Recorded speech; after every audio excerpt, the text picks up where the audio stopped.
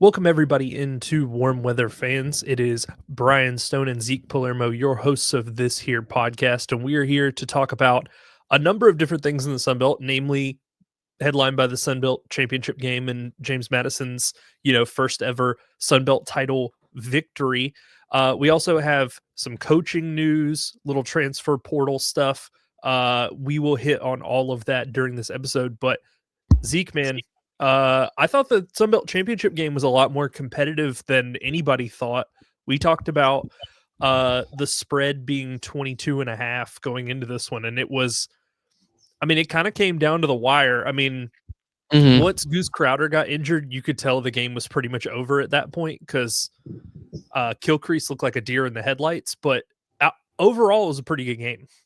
Yeah, this game was both as close as the final score indicated, but also not as close as it indicated. It was kind of like a really weird mixed bag.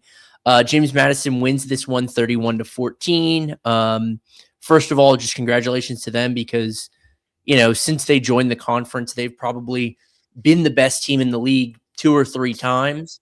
The fact that we're only just now, and that's because of different law, NCAA and conference rules, but that's big for James Madison. They also, with the win, we found out today as we record this on Sunday that James Madison will go play at Oregon for the first round of the college football playoffs. Not really holding my breath, especially when we get into kind of the things that went wrong for James Madison in this game. But I think what's really interesting is that this was a very, very tight ball game for 3 quarters. And then kind of just got out of hand. You said after the Goose Crowder injury, obviously James Madison gets a scoop and score after a sack of Crowder, one of 8 sacks throughout the game, and then hit a touchdown late to kind of further exacerbate it. From a game script perspective, I don't know if this is necessarily unexpected, though. James Madison was absolutely dominant defensively. Troy only 177 total yards of offense. We talked about the 8 sacks, but this was the trademark Alonzo Barnett game where it's like, all right, guy who just won Conference Player of the Year shows up and really kind of craps the bed and is, for lack of a better reason, the reason that this game was close. And so as you look ahead for James Madison, as you look at Oregon and you're like, shoot, man, that's going to be a tough game as is. If you get this type of performance that we saw like against Georgia State and now against Troy, Alonzo Barnett, 10 for 25, 93 yards, touchdown and interception. He did run well 12 times for 85, but under 50%, under 40 or at 40%. Is really, really poor. Yeah, no, I came away from this game, both disappointed in the way that Barnett played overall, and I think if they were going to have any chance in the world against Oregon, you can go ahead and probably wipe that off, because if Barnett even gives you a quarter that looks like maybe the first quarter of this game, that game's going to be, it's going to be a 21 point advantage for the Ducks before you can even, blink.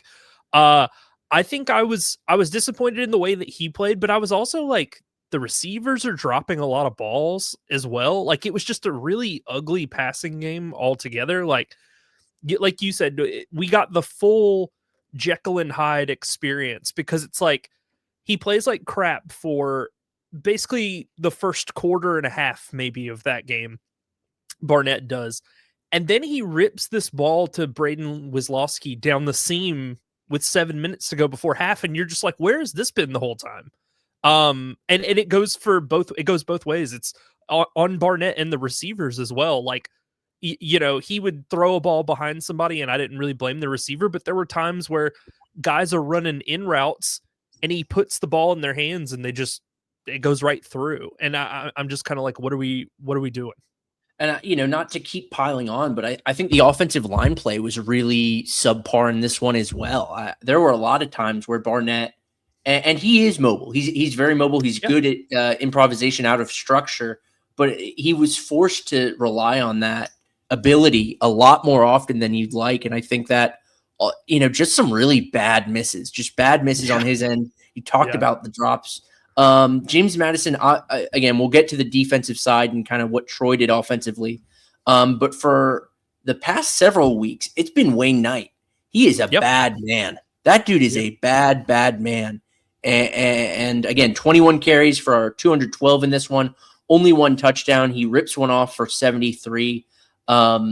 He's been exceptional in the past several weeks. And it's like, again, as we get further removed from like a really good Alonzo Barnett performance, it feels more and more like Tom Brady and Malcolm Butler. It's like, give him the keys to the truck, man. It's crazier to me to think that Wayne Knight is only like 5'7". Something in my brain, like I always am like, wow, this guy's great. And then I watch him run to the huddle and he's like a foot and a half shorter than every offensive lineman that's standing there. And I'm like, wow, that's even more impressive because this guy is small, but he's explosive. You mentioned it. I mean, he's game MVP. He's the reason they beat Washington State to even keep this playoff dream alive, because they were down, 20-17, and he rips off that touchdown run late and wins the game essentially for him with another iffy, very shaky Barnett performance. He's basically been carrying Barnett on his back like multiple games this season because of how bad Barnett is. So I want to transition, not transition, but just talk a little bit more about the Troy side of things. Yeah. So this is a true, like, if you didn't watch this game, you'll go back and look at the stats and go, they didn't really play that well. I got to give all the credit in the world to Goose Crowder, man. He hung in there. He was getting the crap kicked out of him, and he was just standing there delivering, through a number of kind of dimes. Rara Thomas, there was a 30-yard pass that took them down to the 1 at one point. Hit DJ Epps for I think another 30-yard pass. I mean, he was definitely getting his money's worth as far as like getting hit.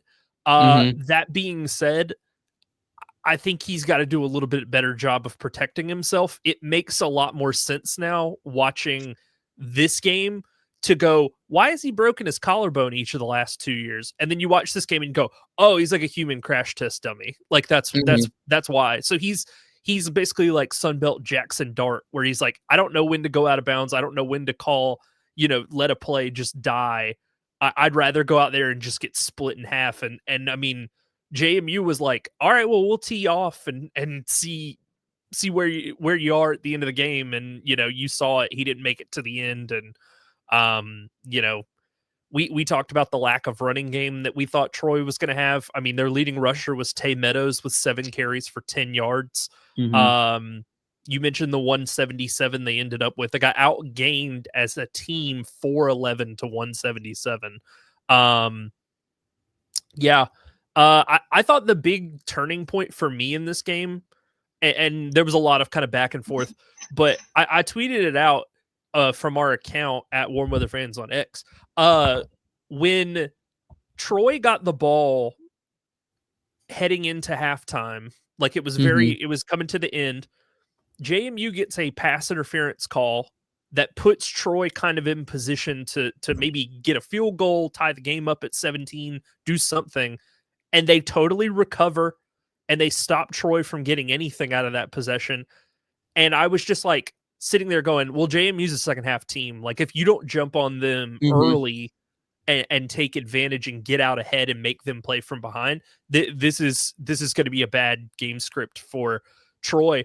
But up until that point, this is everything that Troy wanted as far as a game script went. It was a bad Alonzo Barnett performance. It was guys dropping passes. It was the defense, the stats, the overall total yardage doesn't show it, but like in the first half, I mean, it was 17-14 at half. So clearly they were doing something right defensively. And I don't know, man, like I said, they just couldn't take advantage. They couldn't run the ball on a good day against another team. They really couldn't do it here. And that really showed. Every time they gave the ball to Meadows, it just seemed like a wasted down. They would have probably had as much luck like if they had just spiked it every time they decided to hand the ball off. Like it basically did the same thing.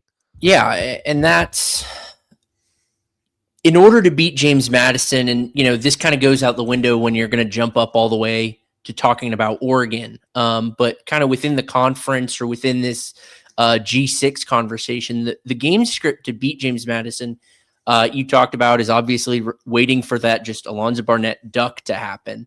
But then offensively, you need to be able to run it out. You need to just be able to, because even in his poor games, we've seen Alonzo Barnett, he regresses to the mean relatively quickly. He kind of starts to figure it out at a certain point. So you have to limit the amount of times so that he gets the ball in his hands. He's just one of those guys where it's like, even where he's putting up a stinker, it's like near the end of the game, he's going to start playing. He's going to do something. He's goes from a bad quarterback to a passable quarterback. And he's still not reaching the echelons that he usually does. But and that's been the real story. I think our conversation with Barry McKnight enlightened me a lot about on the injury side, about how we knew going into the season their top choice running back was going to miss time, wasn't going to play this year. But it was news to me, and this is just kind of how it goes with the injury stuff. They've been missing their top two tackles. I know that we knew that offensive line had been plagued with some stuff. But that just puts you so far behind when the two most important parts of your line are out. From Troy, I don't know. I think this is about as realistic of an outcome from a score perspective that you could have expected. Offensively, you needed a lot more. You would have wanted a lot more, especially for a team that got so hot over the last weeks and looked really good with Goose. He had been really exceptional and is probably the main, if you were to put it on one person, the main reason that they even got to this game over Southern Miss. But that offensive line was just decimated. Inability to run the ball cost them. Couple of bad plays at the end. You miss a field goal, but the strip sack return for touchdown. You talked about a couple of really long passes, and even though it was close, James Madison kind of had a hold of this game the entire time. And this was something else I tweeted out from the account, but I really do believe if you flipped the quarterbacks on Saturday or on Friday night, and you took Barnett and put him on Troy, and you took Crowder and put him on JMU, I think JMU wins this game by 28, 35 points.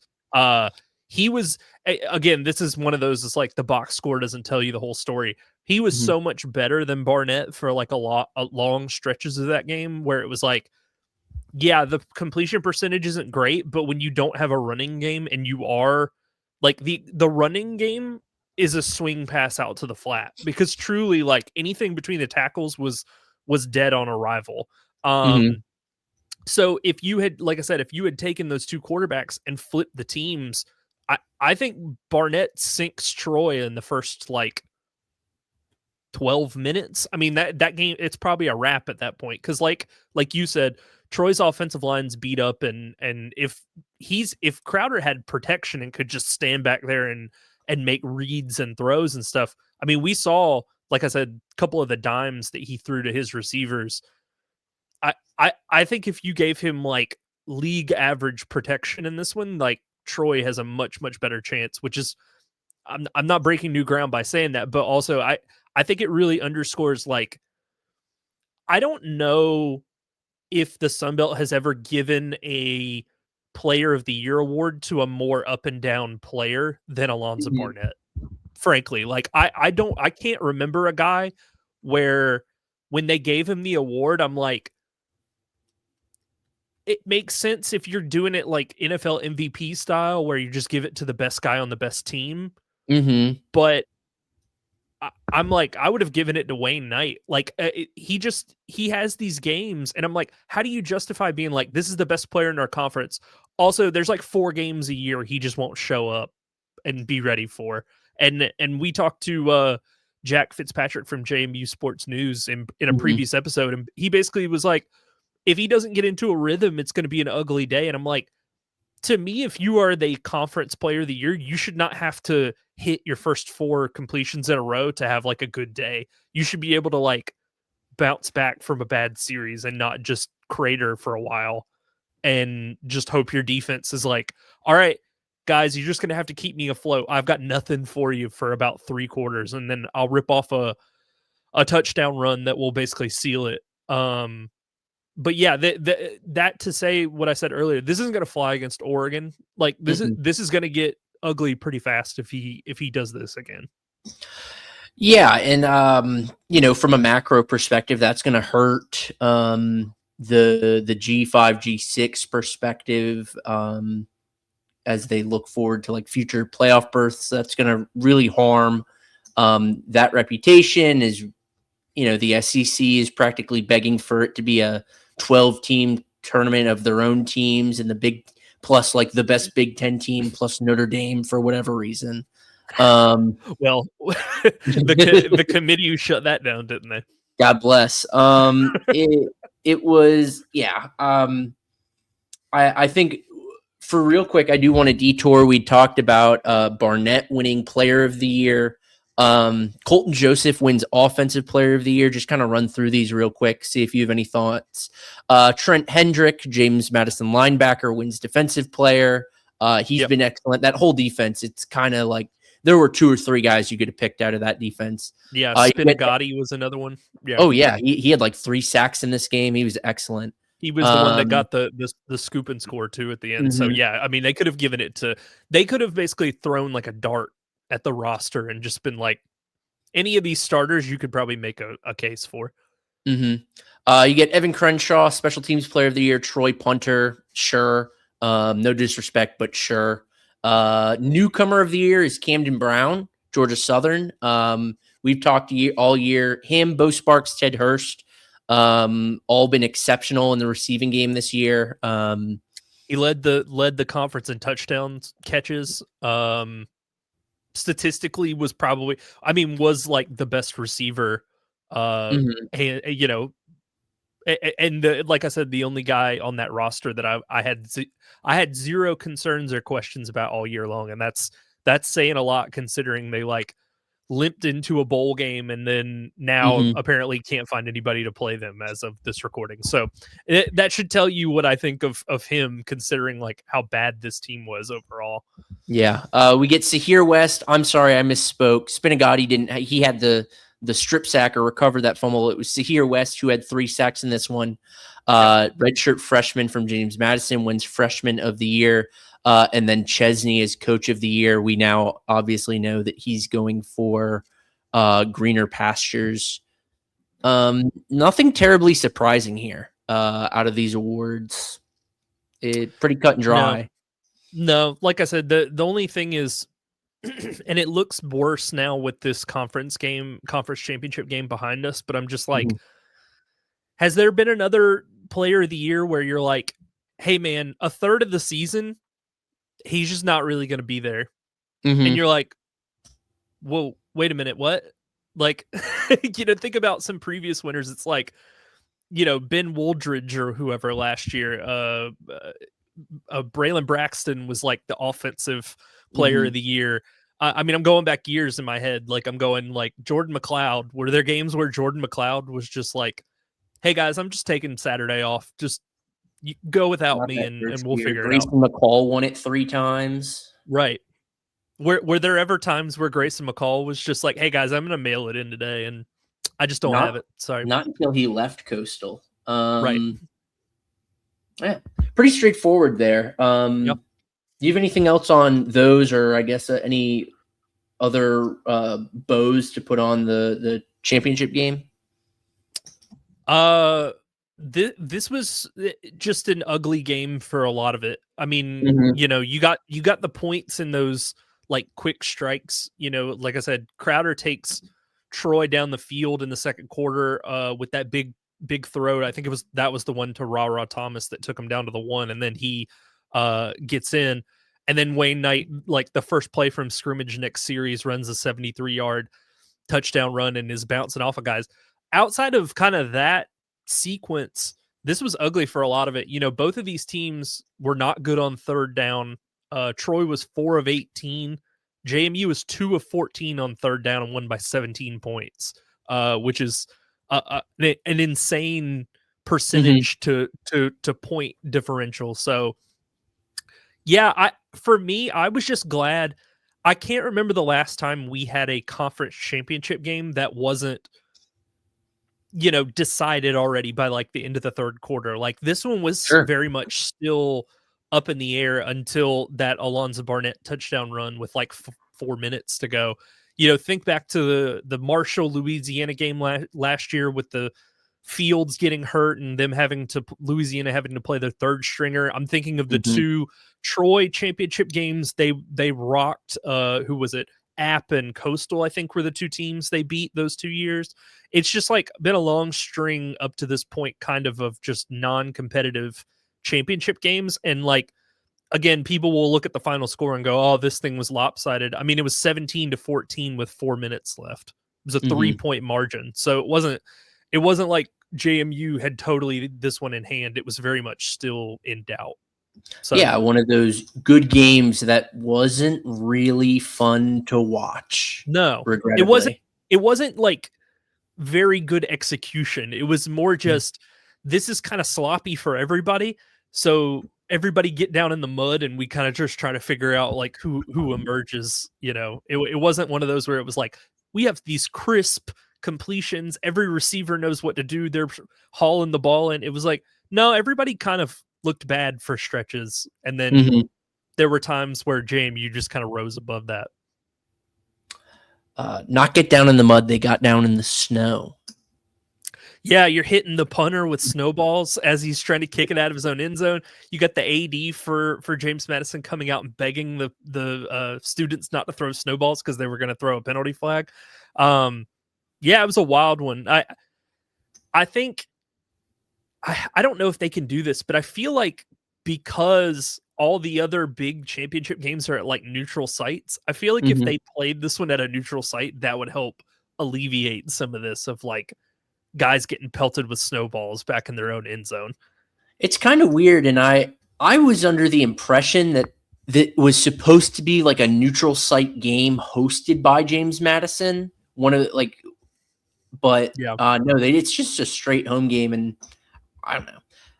Here's the thing: I'm glad that we had the snowball pelting. It was again one of the more interesting parts of what was otherwise kind of a disappointing, from a football perspective, disappointing Right. game.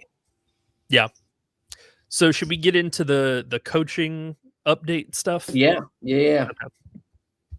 All right. So again, the coach that is now the uh you know defending coach of the Sun Belt title winning team is now on his way out to LA. To Bob Chesney accepted the job at UCLA. Remains to be seen whether he's going to try to revive Nico's career as a quarterback or if Alonzo follows him out there. I mean, I'm gonna be honest, like this goes beyond the Chesney thing. I've never Mhm. really been super sold on Nico. He was another like Alonzo Barnett type where I felt like every time I would tune in at Tennessee, it was like, all right, he's 16 of 34 for 189 yards and a touchdown. It's like in this offense where we just run like crazy routes that can't get guys in the NFL, like this is what we're struggling here. Mhm. Like I'm like this is like a training wheels offense compared to like a lot of other ones. So that's gonna be interesting to see if he keeps him around or if he's like Nico, you should look for work elsewhere, bud. Yeah, I mean, he'll definitely bring, I imagine, a lot of these defensive guys come with him. Wayne Knight probably keeps going. We're going to see an exodus. But what's so perplexing from like the James Madison side, from a future roster perspective or who will leave, is like, we did this whole thing 2 years ago Right, with Indiana. Yeah. with Indiana and Signetti, who are now ranked #1 in the country, which is crazy. With Elijah Surratt and Mikhail Kamara still over there making plays in the Big Ten title game against the #1 team in the country. But hey, remember Zeke, group of 5 teams can't compete at that level. They Even can't compete. even though they've basically took the spine out of 2023 JMU and put it into Indiana's roster, they just can't play at that level. Of course, we all know that. Simply not. And again, What we'll what do you feel like? Do you feel like Chesney's going to be able to revive UCLA football? Because I can't really name the last time in my lifetime that they were like good. Like Mm-hmm. they were never like the team that was in the Rose Bowl. Like they've had players come through that were good. Like I guess like Zach Charbonnet comes to mind. They have some guys from like the early thousands who were pretty good, but nobody that has ever. It has always to me felt like a total waste of like when they were in the Pac-12, like conference, Mm-hmm. location, all of that stuff. Rose Bowl, like you would think, hey, we can get a decent coach in that can coach these guys, but they've hired like Chip Kelly who mailed it in. You got Deshaun Foster recently who was like the interim after Kelly decided to quit, and then he gets elevated, but they're terrible, and they're playing these Big Ten schools and just getting absolutely smacked by like Penn State and stuff. So I'm just Mm-hmm. like, I think that's going to be harder than Indiana, honestly, because I feel like Indiana wanted to be good and just didn't have the roadmap to make it happen. Whereas UCLA feels like they are one of those schools where it's like, how much do the students actually care whether they're a Mm-hmm. good football team? Like who actually cares whether they're good or not is my question. Oh, So sorry. No, you're good. You're good. I think from a UCLA perspective, this is definitely their best hire. I think they had a couple good years with Jim Mora in like the yeah, early they did. 2010s. Mhm. But as you look back between Chip Kelly and Deshaun Forrester, I did not like the Chip Kelly hire when that happened. And then Deshaun Forrester, I wasn't in love with that move either. So I think between the three, Kelly, DeForester, and Chesney, this is the most closest to a slam dunk. Yeah. This is like we talk about on this show for teams in the Sun Belt and G5 teams. Your best route to success when entering a coaching hire is usually the best FCS guy available, whether it's Right. a really innovative offensive coordinator or a head coach. The defensive coordinators, I don't know, they don't really transition from FCS coordinator to NCAA head or FBS head coach as well. But you get one of those two guys, and those are the kind of things that we look for in a slam dunk hire. It's the same thing in the FBS. It's just like, who is the best available G5 guy? Obviously, there have been some real failures in recent years, and we're going to talk about one in Billy Napier, who's taking the James Madison job. Yep. But like Signetti is the exact same scenario. It's from the same team, same guy, same pro. Like it's so close. A total slam dunk at Indiana. Like Immediately. number one team in the country just beat Ohio State, who was undefeated until Saturday and was the reigning, national champion. I know that last Mm-hmm. year's team was a lot different, but I mean, it is what it is. Yeah, I agree. It's like I think the bigger question, and I can't answer this because I don't follow UCLA football, is are they going to get the buy-in from everybody around Mm-hmm. Chesney to like make it happen, or are they going to keep doing we kind of just play as USC's little brother and we get smacked around a lot, and Mm-hmm. like they are essentially the Michigan State to Michigan, Ohio State. Like they're just kind of Michigan State West, where it's like they're tucked over here. They're in a bit. I mean, UCLA is in a big market, but they're tucked over here. They're behind USC all the time. Does Mm-hmm. anybody care whether they're good? Do they want to be good? Like those are the questions that would come. I mean, they must have buy-in if Chesney signed on. Yeah, I would imagine so, especially coming from a program of James Madison's like caliber and prestige, a team that's been winning just for so long. And Chesney himself, right, came from was a winning coach in the FCS as well, and so At Holy Cross, yeah. at Holy Cross. So it's I would be shocked if he like miscalculated this move. It doesn't shock me that Chip Kelly made a miscalculation in choosing UCLA. Does that shock you? Not particularly. I don't know that he made a miscalculation. It just felt like when he got there, he just didn't care. Mm-hmm. That was the weird part. He got there and from the things that I had read back in the day when he was there, he like didn't want to recruit, and like he basically didn't want to do half of his job. And that's why he ended up going to Ohio State and being the offensive coordinator last year, was because he was like, oh, sweet. So all I have to do is just call plays. That's all I've ever wanted to do. And I'm like, that's fine. But why would you take a head coaching job if you're like, I only want to call plays? No, you're an offensive coordinator. That's not what a head coach does. You don't just like, all right, man, I'm going to golf. You guys got this, right? You gonna call the recruits and get them to come here? All right, cool. That's just like malpractice. Like, what are we doing? Yeah, no, I really like this hire. There's a program ceiling, and if we kind of think about what Bob Chesney's career arc is going to look like, I doubt this is where his final stop is by choice or otherwise. But from the UCLA perspective, I really, really like it. So on that note, how do you feel about Billy Napier coming in and replacing Chesney at JMU? I think it puts a really, really high floor for the program. I think James Madison, but the problem is with James Madison is that they already had a very high floor. Right. And I'm unsure about the ceiling. I think it is, again, we talk about lazy hires. It feels a little lazy. We've joked about Louisiana going back to him and bringing him in as an analyst, or, if they wanted to part ways with Desermo, that would have been lazy as well. So maybe pot calling the kettle here, but I don't know. It's like, I didn't love what he did at Florida. I know Florida is a much different beast than James Madison, and maybe he can work better with that, premier B-level program, shorter budgets, conference dominance in recent years. I don't know. I think there's a 50-50 that he flops out like he did at Florida. I really do.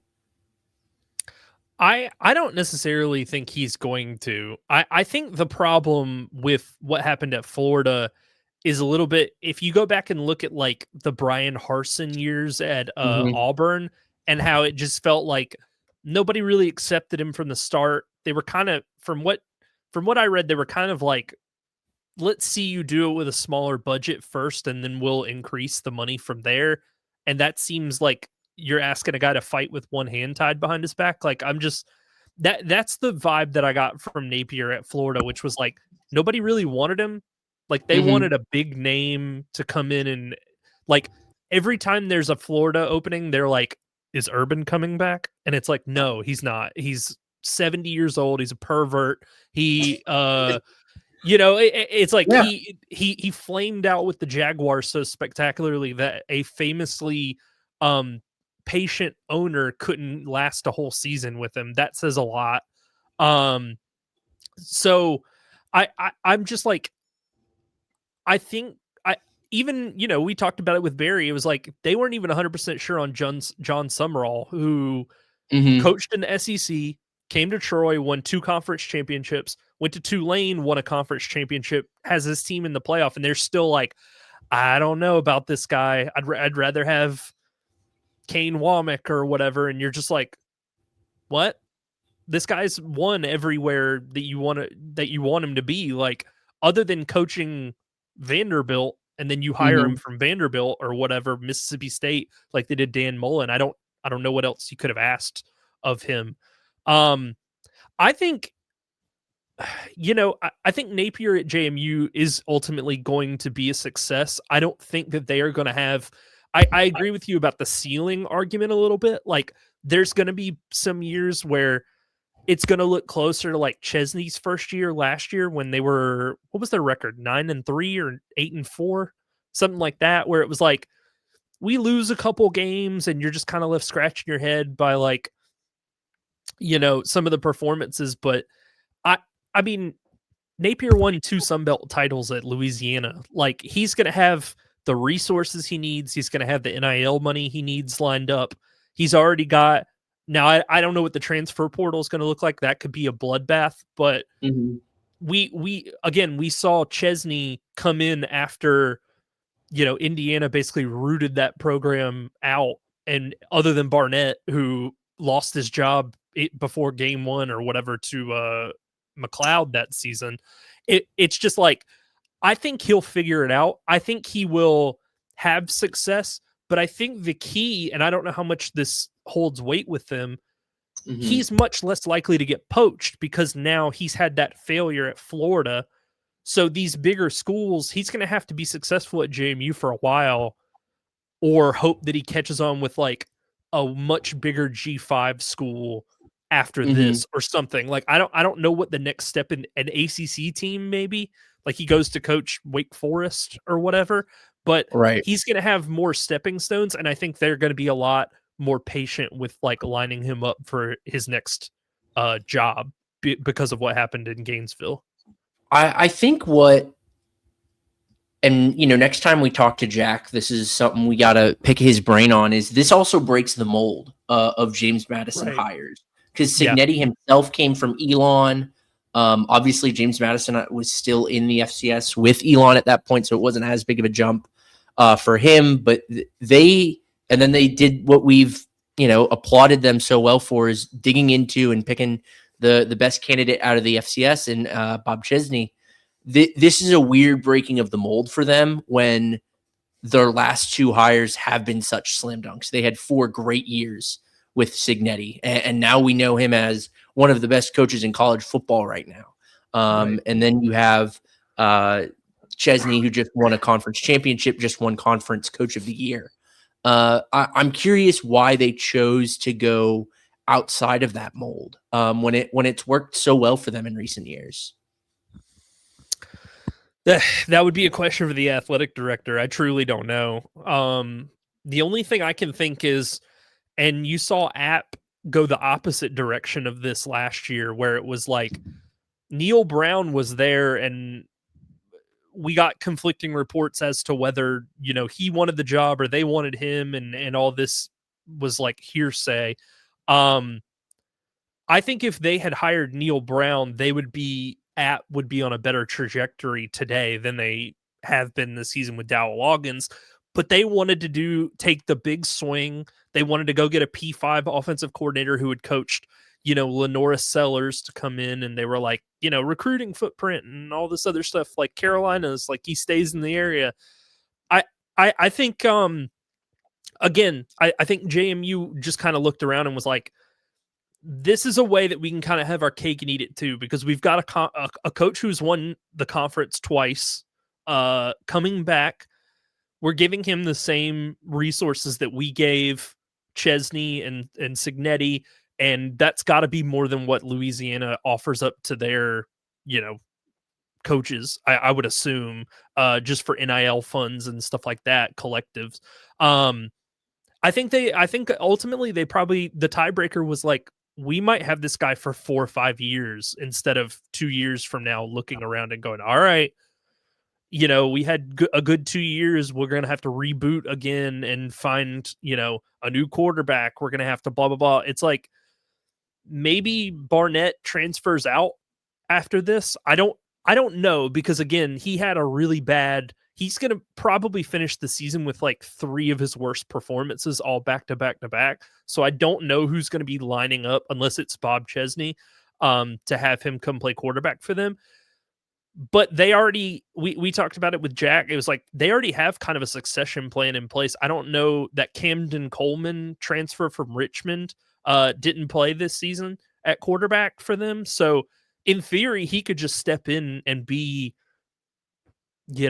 Napier's quarterback next year. We don't know who's going to stay and who's going to go. But I think that the tiebreaker was, we would like a guy to stick around for at least a full 4-year recruiting cycle rather than every 2 years have to go back to the well.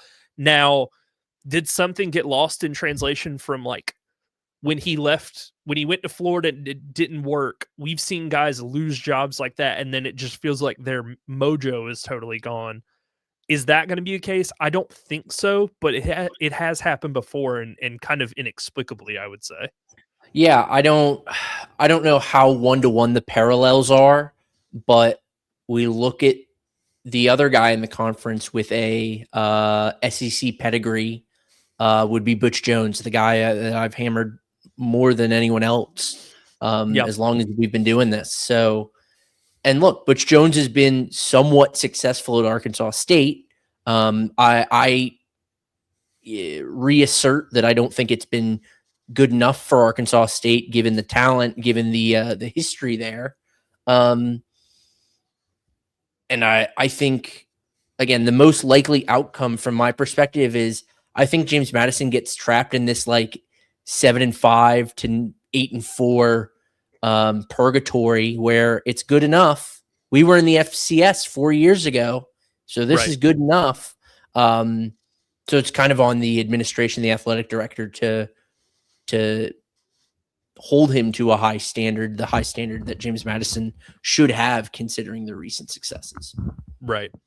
So let's go ahead and talk about the other coaching change. So you mentioned it. Charles Huff is leaving and going to Memphis. 1 year, in Hattiesburg, they go 7-5 with Braylon Braxton as their quarterback. It felt like they were kind of beginning to turn a corner as a program and say, hey, we've got this guy in here and we might have years with him, because it ended so weirdly at Marshall. We still don't know what happened kind of there, what the true story is one way or the other.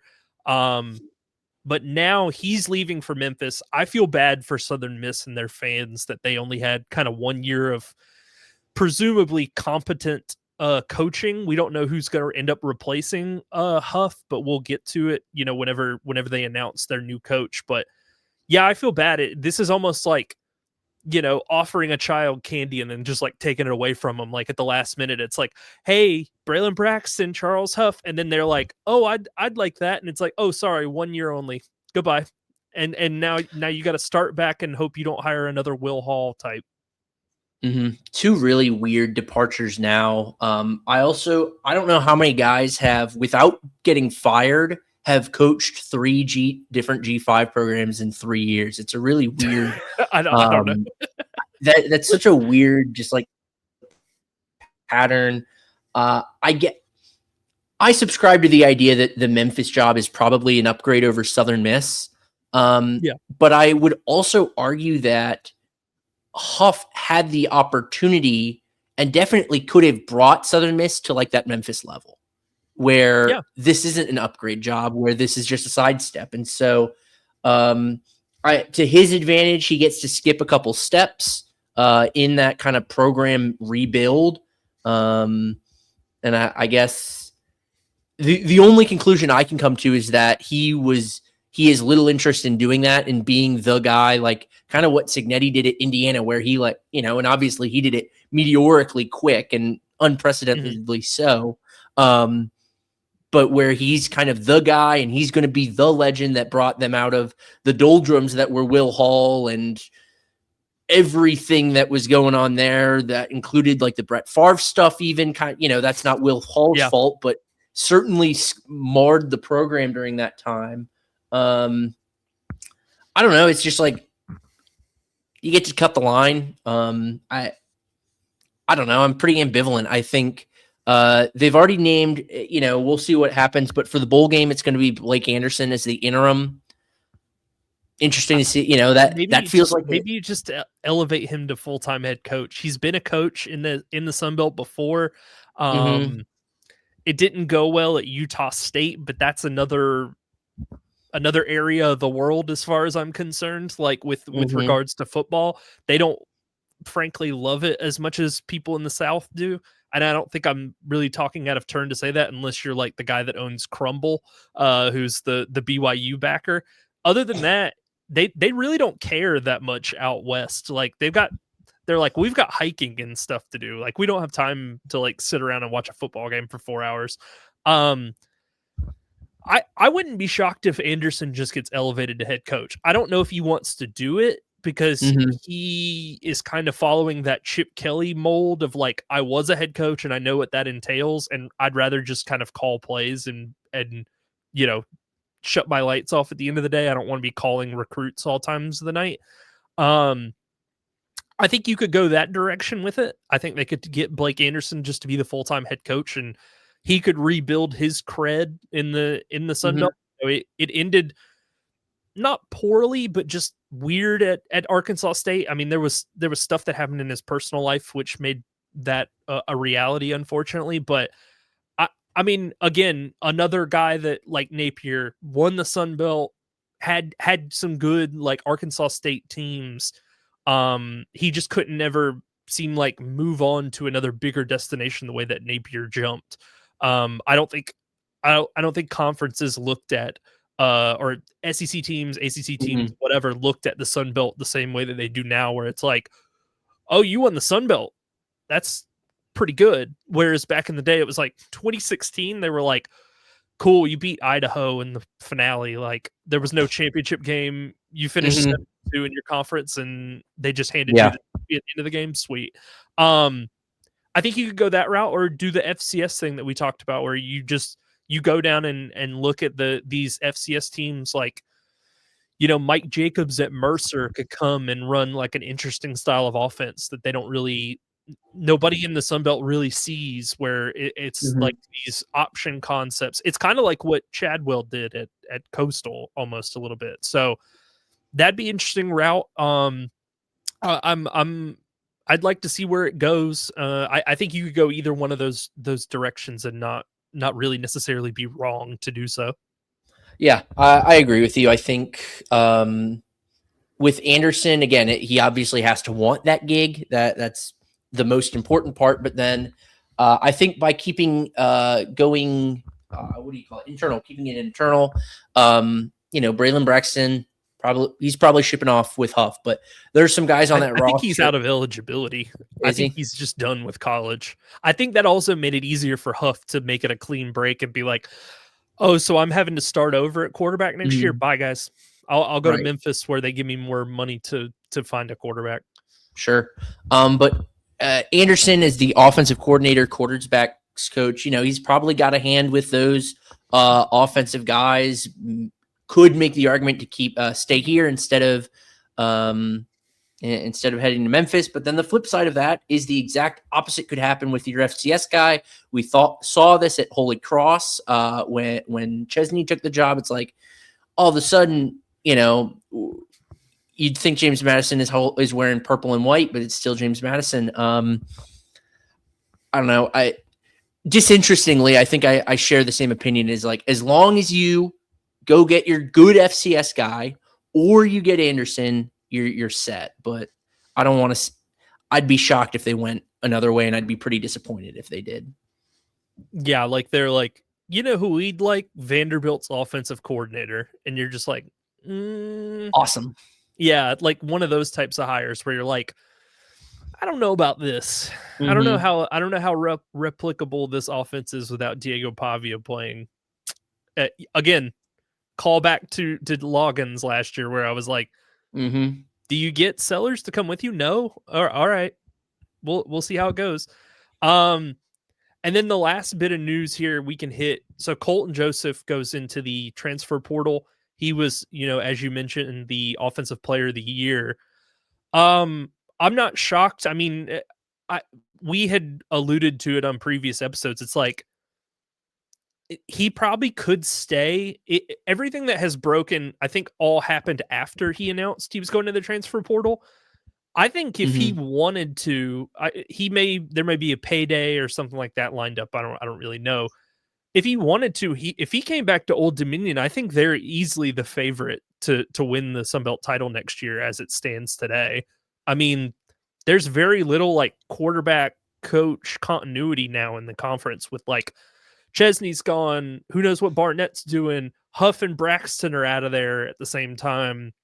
It's like, who's even in contention for the next best quarterback after Joseph, in theory, in the conference? But again, it's like, if Georgia Tech comes calling and says, hey, we lost our offensive coordinator. We know this Haynes King thing has been nice, but maybe there's a ceiling on it, judging by like the way they played like Georgia and they lost to who was it, Pittsburgh or something, by like 3 scores in the ACC finale. So like, maybe they are like, hey, Colton, you come here, we install an offense that plays to your strengths with running the ball, but also we're going to want to throw it too, because there's going to be times where we're going to be down 14 and can't just afford to run QB power left and right. the way that they were doing under Faulkner. So there's a lot of opportunities, I feel like, for him to go in and just start day one at a P5. But again, if he was to come back to the Sun Belt for whatever reason, I mean, they would be easily the favorites to win the Sun Belt title next year with the amount of turnover. This is Colton Joseph has the opportunity to be the best quarterback in the portal this offseason, legitimately. And that does a lot because there are going to be a lot of teams. Again, who knows? This is like we're not even a half a week into this, and I don't think he's actually officially in the portal yet. I think I've heard. Is he? He announced that he was going to enter the transfer portal. I don't know when it opens, like all those dates, but it's been reported by like multiple sources that he's entering. Like he's in, but I don't know. Like I've heard that LSU is interested. I've heard that UCLA might be interested. If I was Joseph, I wouldn't go to UCLA. Certainly not. Sorry, but you've got. I think he's going to have his pick of the litter nationwide, really, of just like who needs a quarterback that can start day one. Maybe a team that's got like a 5-star that redshirted or 4 or 5-star last year that redshirted that needs competition. He can come in and fill a lot of different holes at a lot of different places. The floor for him, and I hope this doesn't happen, we could see him fall into the Matthew Sluka career trajectory where he's reduced down to like a gadget type guy. I think he's a lot better than Sluka ever was. I think he is. He's better. Yeah. He's better, but then comparatively, right? Is he better comparatively at a P5 than Sluka was at James Madison? That I'm unsure of. Probably. I think so, but to be seen. I don't know. I think my fear is that he falls into more of the Grayson McCall outlook where he transfers to like a P5 that doesn't have like a super high ceiling. Like think if Pavia doesn't get his 19th year of eligibility picked up by the NCAA, think about he ends up at Vanderbilt and then it's like you're eternally like 8-4, 7-5, and you just kind of waste your last 2 years like on again, McCall kind of did with like NC State, where it was like, even when he played at NC State, like they didn't have a good team around him. So it was kind of like, what's the ceiling on this team? Like we're going to finish 3rd in the ACC Atlantic division. Like sweet. Cause we're not beating out Clemson. We're not beating out, I don't even remember who the other teams were when they had divisions, but it was like, yeah, you weren't going to do anything against Clemson or FSU or Miami or whatever, so you can go ahead and just kiss that goodbye. I think that would be my fear, is that he ends up at like a Duke where it's like the ceiling on this is an 8-4 team. Like, let's be totally honest with ourselves. I think you were right about him ending up at a big P5 like an LSU or something though. Like I don't want to put too much out there, but like imagine if he transfers to like Alabama and they're like, hey, guess what? Ty Simpson, you're done. Colton's the new quarterback. I'm like, dude, he could give you a lot more than what I saw out of Ty Simpson this year with like really with like Ryan Williams and like all Jeremy. I don't know. I guess Jeremy Bernard's going into the draft, but they've got receivers going back like entire classes that could play and would be the best person he's ever thrown the ball to. So I don't know. Like I said, I just don't want to see him end up at like a Big 12 school like Baylor or something, and it's like, okay, he went 6-6 this year, and then his senior year they finished 8-4, and they won the Music City Bowl. Right. Okay. Another angle to kind of watch is also, and again, I'm really bad at reading quarterbacks for NFL potential. I'll surrender that now. Who's got the best quarterbacks coach? Who's got the best resume there? Who's going to give me the best chance of making that jump? Because he's now got an opportunity that, you simply just don't really have at Old Dominion to make that jump from the NCAA to the NFL. And so I think that's another angle to watch. So it's like money, winning, and then coach. Shockingly, those are the 3 things to watch. Those are the only 3 things, actually. to ever watch. So maybe not Yeah. breaking any new ground here, but No, and I mean it's like Lincoln Riley, I would say, if you're trying to go pro, like if you're not yeah. necessarily worried about the college results, Lincoln Riley, I mean, look at Baker Mayfield, Kyler Murray, all these guys like he's put into the pros, Caleb Williams, all of Mhm. these guys. Like if you're just wanting to be like featured, that would be a way to go. But I think that my Vea guy at USC still has more time there, so I don't see you knocking him out of his spot. And then elsewhere, just kind of like the SEC programs. I mean, like I mentioned, it's like Lane did a good job with Jackson Dart. Alabama's had guys come through. What's his name? DeBoer coached Penix, who was a first round pick. Mhm. Like, there's a lot of places that you could like make your hay. I think the question is, do you want to prioritize like your long-term development to maybe an NFL starter level, or Mhm. are you shooting for, I just want to win games at the college level and I'll figure the rest of it out after? Like I said, but my worst fear is that he just ends up at like a Big 12 school like Cincinnati or something, and it's like they win 7 games next year. Find out, all speculative. If anyone has a Colton Joseph connection, let us know. We'd love to have him on. Yeah, absolutely. Well, Zeke, I don't know that's you want to go through some of the bowls that got announced, or do you want to go ahead and get out of here? Let's just rattle through these. We obviously have, this isn't technically a bowl game, but start off obviously James Madison at Oregon for the college football playoff. And we will preview all of these probably next week. We've got, let's see, we got a pretty interesting slate. You get Troy plays Jacksonville State in the Salute to Veterans Bowl. That's kind of interesting. You get the Alabama play there. Old Dominion plays South Florida in the Cure Bowl, to be announced whether they let Colton Joseph play. Maybe we get to see Quinn Heineckel for a full 4 quarters there. Louisiana plays Delaware, and then I wrote Jacksonville State again, so I don't know what bowl game that is. I wrote Jacksonville State again instead of the actual bowl. We've got Arkansas State and Missouri State, another kind of interesting geographic game, playing in the Xbox Bowl, the brand new Xbox Bowl. Missouri State and FCS call up in year 1. So we get Coastal Carolina plays future Sunbelt team Louisiana Tech. That's exciting. I think Louisiana Tech's gonna roll them in the Independence Bowl. Yeah, Coastal Carolina without a head coach or without a quarterback. Then we get Southern Miss versus Western Kentucky in the New Orleans Bowl. And then, as you talked about kind of briefly, Georgia Southern without an opponent for the Birmingham Bowl. They're still looking for someone to fill that spot, probably a 5-7 team. Would they pull an FCS team up? I think they should do that. That could be fun. No, I mean, I've seen like Temple's name thrown out as like a 5-7 team that can play them. I do think it's very funny now. I guess this is like the rivalry stuff leaking over, but I do think it's very funny. I've seen multiple people, including Aikman Chambers, texted me this. He was like, App's 5-7. They could play Georgia Southern. I'm like, we already played. Like, what would it matter? Like, who would it benefit other than just App State?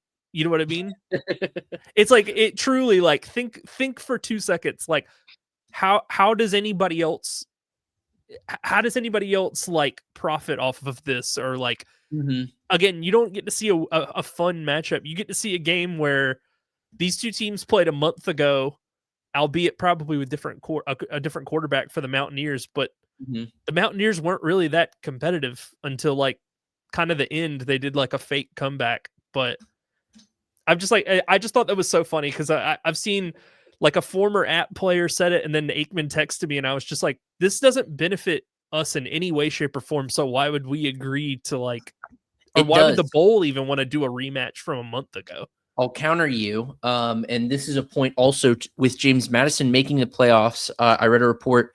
The conference is going to split $4 million across the 14 teams. I don't know if that includes Texas State. I also don't know. I would imagine not. Probably not. But then, Yeah. if not, does that include Louisiana Tech? But they're splitting it across 14 teams. Let's say that's $285,000 plus whatever you make from playing in the Birmingham Bowl for Georgia Southern. You guys are getting that much closer to paying the buyout. Yeah, with the fake money we don't have, that is just sitting in a bank account somewhere. Yeah, I agree. Yeah, I don't know. I think it's pretty humiliating that they're like in such a low bowl that like we're having to like quibble about which team we should let in just to play the game. I think that's pretty embarrassing. It's embarrassing that we've got like Notre Dame's pulling out, and we've got like actual real teams pulling out of their bowl games too. I think that's humiliating. I think that's a threat to. It's all a threat. The playoffs have been a threat to college football and how it's set up. But these guys pulling out of these games are kind of a threat to like the idea of postseason football. As somebody who's watched their team mail in 3 bowls in a row, I'm just kind of whatever at this point. Like if we stopped, like I was just like, I don't know that I've had a positive bowl game memory since like COVID. So, so frankly, like I understand that they want to do it for money. As a fan, I do not care if I watch Georgia Southern play in the Birmingham Bowl or not. I'm gonna be totally honest. Like, if they just canceled the game and gave us the money anyway, and we're like, actually, you know what? We'll give you both shares because nobody could get in, and we just wanted it. We'll give you both shares. You guys just don't have to play. I'd be like, sweet, sounds good to me. That's splendid. Well, at least your team is bowling. That wraps it up. I don't know what else we have. We'll probably get some news over the next couple weeks. We'll find out Georgia Southern. Stay tuned. We're gonna revisit our preseason takes. That's gonna require a little bit of homework, but we're gonna come back here and tell you where we were right, where we were wrong. Perhaps unsurprisingly, I think we were right on a lot. Yeah. I think the ultimate result of ODU we were wrong on, but the other ones were like Troy won 2 more games than I expected. That was one, and Louisiana was bad, and I didn't expect them to quite be as bad as they were. But yeah, I was wrong on Southern Miss. I thought I just kind of off the cuff. I haven't gone back and listened to it, but I remember not thinking Southern Miss was going to translate. I felt bad saying every single episode when we talked about the West Division during the preseason. I just said I think it's going to be Louisiana and Southern Miss at the end of the year. But I felt bad because I said it like a lot, and I was like, I don't have another spin on this take. It's like these are the two what I think are the 2 best teams that ended up being Troy and Southern Miss in the West. But I was just like, yeah, I thought Southern Miss would be right there at the end. I didn't think they'd take an L to Troy to end their season, regular season. But Troy, Louisiana, and I guess the win total of Old Dominion were where I was the most wrong off the top of my head. And then the ones I was right, it was like Marshall comes to mind because we got a lot of heat for the Marshall one. And we said 4 or 5 wins. They won 5. Texas State, we didn't get as much heat on social media, but in the comment section on our YouTube page, if you go back and look through that, it's a lot of people being like, you guys are just hating because we're moving to the Pac-12. And it's like, no, we actually think you're a 6-win team. I'm sorry. And then they were. Yeah, I mean Georgia Southern, I said I think they would be back to like 6-7 wins. That's exactly where they were. So yeah, I'll have to go back and do a little bit of recon on some, and then the bad teams, the ULM, Georgia State, like we all knew they were going to be bad. We're not gonna like give ourselves credit for knowing that those 2 teams were going to be bad. If anything, I don't know. We might deserve negative credit for understating how bad Georgia State was going to be this year. Yeah, that's true. That's true. That was bad. All right, Zeke, let them know where they can find you on socials, and we can go ahead and get out of here. Yeah, I'm on Twitter at Zeke Palermo, ZekePalermo. As always, you can email the show, warmweatherfans@gmail.com. You can follow us on X or TikTok or any other social account at warmweatherfans. You can follow me on X at Watch the Stone. As Zeke said, on Thursday, we will be back because that's usually our preview. We have nothing to preview right now. We're still out from bowl games and things like that. So Thursday, we will go back and revisit our preseason takes and kind of give ourselves an overall, I guess, report card on how we felt we did. And I'm a harsh critic of myself as well. So I'm really like, I was already in my head coming up with the ones that I did wrong because again, I'm not going to give myself credit for like ULM and Georgia State and the teams that we knew were going to be bad. But yeah, that'll be interesting. We'll see what happens there, and we'll get all into that. Tune in on Thursday for another episode of Warm Weather Fans.